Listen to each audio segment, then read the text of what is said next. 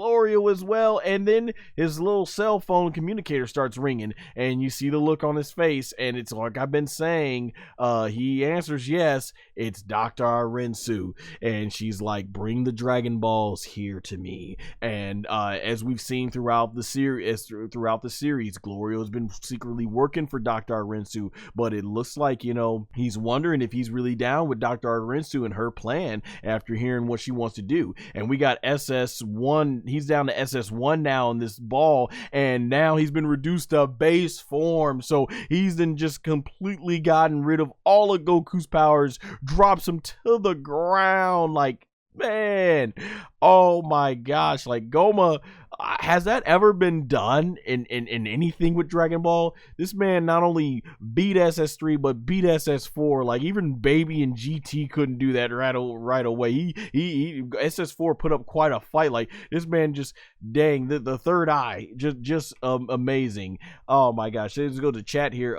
Mantrip01 says John Jones would have been perfect for getting to that third eye. Yeah, he's got quite a reach there. The Mantrip01 also says, out here looking like an oversized Joker henchman. Oh my gosh. Yeah, we got to watch Dragon Ball DAIMA together, man. 001. I'm pretty sure you will have a lot. There are a lot of characters you're going to be roasted in this whole series. So there we go. Ibis basically, Glorio says, you know, give me those Dragon Balls because it's too dangerous and stuff like that. And so Ibis, you know, thinking, no, you know, Glorio's cool. He's on our side. He hands it right over. He said, oh, thanks and stuff. And so Glorio brings over the other two Dragon Balls to Dr. Arinsu, and basically she's like, yeah, bring those two over here, and says, you know, pretty much you know what to do. And yeah, this is right here where Glorio's like, you're not gonna, and she cuts him off, says, that's right, I'm going to make the Dragon Balls give me the wish of making me become the new Supreme Demon King with the most magic power. So yeah, I don't know if she said that in the last episode, but that's pretty much what she's saying here. And once again, she's saying Supreme Demon King because, as Nahare mentioned with his sister and brother, them being Glens, they don't really have genders, but you know, her gender is that of a woman and everything, but they don't really specify that. So just a reminder for those if they're getting confused why she's calling herself king and everything. She wants to become the king. And so we have all Dragon Balls there, and she says she wants to defeat Gomah. And there you got Glorio. He's looking very hesitant. And she's like, you know, go ahead, quickly summon Porunga. Of course, basically, being the Namekians and stuff. And Porunga being, of course, the Namekian lore and everything we've learned about the Dragon Ball world here. And this line right here is what really got me, because as I've praised Dr. Arinsu all through this entire series, that out of all the new antagonists that's introduced, she has no doubt been the coolest and most smartest antagonist that we've had in all of Dragon Ball DAIMA. And so from there, she says, that's why I had you learn the Namekian language. I'm like, Not that she seeked out Glorio because he knew the Namekian language, but rather she seeked out Glorio and had him learn the language. And I can't be the only one thinking, like, that is going to come back to bite her in the butt so hard. Because it's like, you know, when you have something that you want to do, you know, obviously you find someone who already is well versed into what it is, the task that you need them to do, because it's going to save you time. But if you're just picking someone and you're going to invest the same amount of time that it would take you to learn that task, it's going to take them to learn that task, you might have well been better off learning that task yourself. And that's why I'm like, whoa. She said, that's why I had you learn the Namekian language. So if he had to take time out to learn the Namekian language, why didn't you yourself learn the Namekian language so that you don't have to put faith into Glorio? So I'm really looking forward to seeing how this is going to be expanded upon the next episode, because I'm like, oh my gosh, like, what you talk about a botch right there. Oh my gosh, that's definitely going to come back on Dr. Arinsu.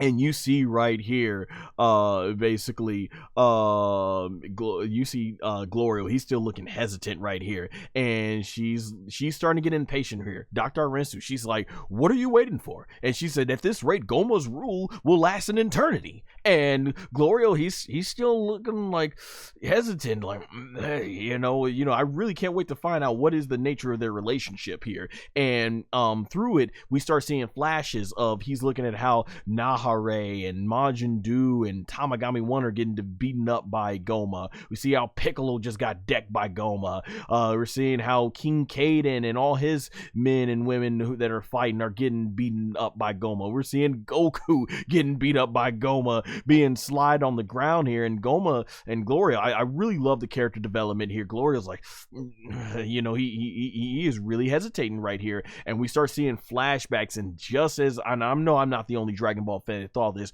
but just like I was saying through the episode, it looks like even though Glorio has been working for Dr. Arinsu, he has gotten close to these people. He has grown fond of Son Goku and the Supreme Kai, and he has clearly enjoyed his time with them. He's enjoyed fighting with Goku and learning from them, and clearly meeting the rest of the gang. Like he looks like he considers them friends. And this is what I was saying, like he's gonna grow attached to these. It looks like he was growing attached to these, and he even remembers like just being in awe. He is truly amazed of the incredible feats of strength that he's seen Son Goku do, which has been a common theme throughout the entire Dragon Ball franchise. Goku has been able to just being himself, he has been able to convert people over to doing the right thing, and that has been a constant theme through Dragon Ball. More of the reason why, as much as I have enjoyed the action in this episode, as much as I've enjoyed, it's clear that Toriyama meant Dragon Ball to be more than just an action series. It really shows you the themes of friends and just how being yourself and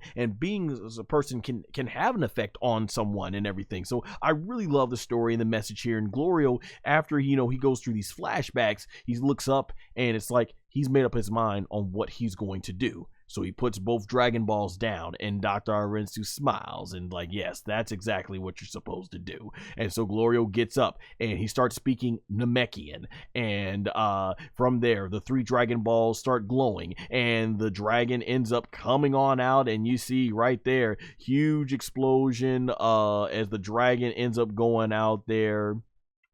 And big giant shining light right there, and Gomah's like, what?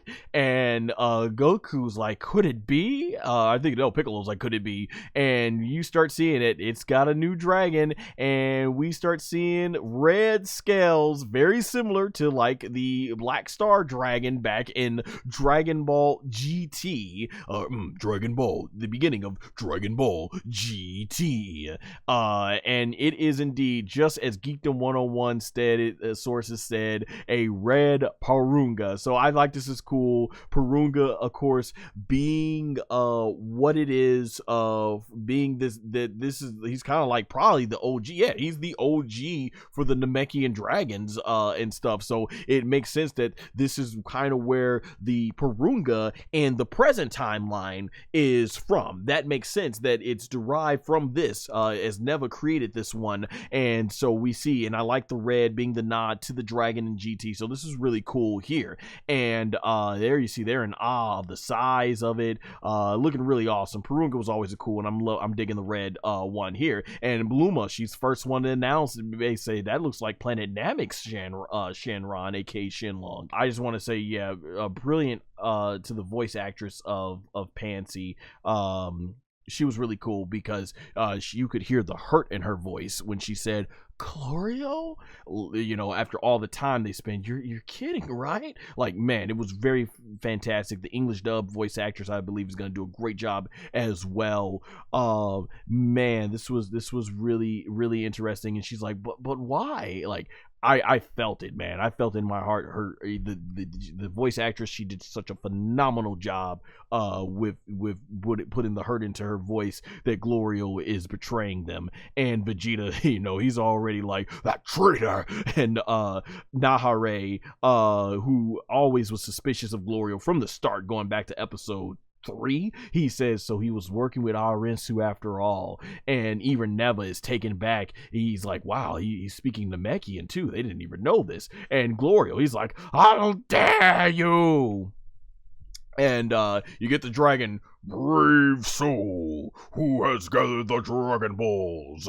I shall grant any wish and everything. So that was quite interesting there. And the most funniest thing I think I have ever seen, one of the funniest things that I've seen in Dragon Ball DAIMA. So Gomah, he flies, he goes like, I won't let you get away with this, and he flies, and he flies right towards the red Shenron, red Purunga right here, and says, I won't let you get away with this. I couldn't have been the only one who thought this is going to be very similar to, this is going to be a homage to Frieza on planet Namek when he flew towards right in front of Gomah to try, when he flew right into Purunga to try and get his wish, but he didn't speak the Namekian language. Dende did, and so he wished everybody to be put on Earth except for Son Goku and Frieza, and he tries to do the death beam to Dende and to no avail. So he flies right towards Gomah, and he gets his fist. I'm like, oh, he trying to square up to Purunga. I'm like, oh, he gonna try to knock the dragon's block off. I'm like, okay, I did not see this coming, right? And he goes, and he takes that fist right over to Purunga, and Purunga goes ahead, takes his iron, and he says, boing, dodges it. Look at that, doesn't even block. He takes Gomah's whole entire fist, blocks it, and boing, flips him off, says, sit your ass down, what you thought it was? Gomah's like, oh, boom, look at it, Gomah even got a knot on the head, boom, sends him flying. Oh my gosh, I was cracking up so hard when I saw this. Red Purunga was like, boy, I ain't no Shenron. What you think this was? You ain't no Piccolo Daima gonna come up in here and try to blast me. What you think this was? Boy, sit your asses down. This ain't playing with you.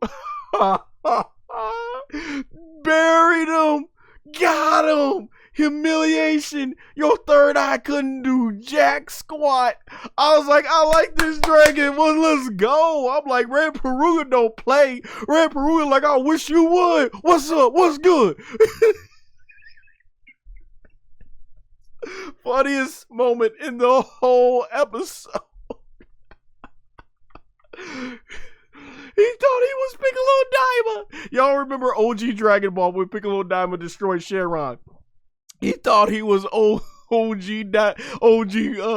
King Piccolo. He thought he was gonna do something. Shenron's like, what you gonna do? Look at this. She did not even flinch. He just said, boy, I know you ain't trying. Sit your... He said, sit your asses down. Oh my gosh, that was funny. I mean, I'm like, well, shoot, maybe the red dragon needs to be the final villain or something. I'm like, wow, okay. Oh my gosh, I had to take a moment there, guys. That was hilarious. Oh my gosh, let me.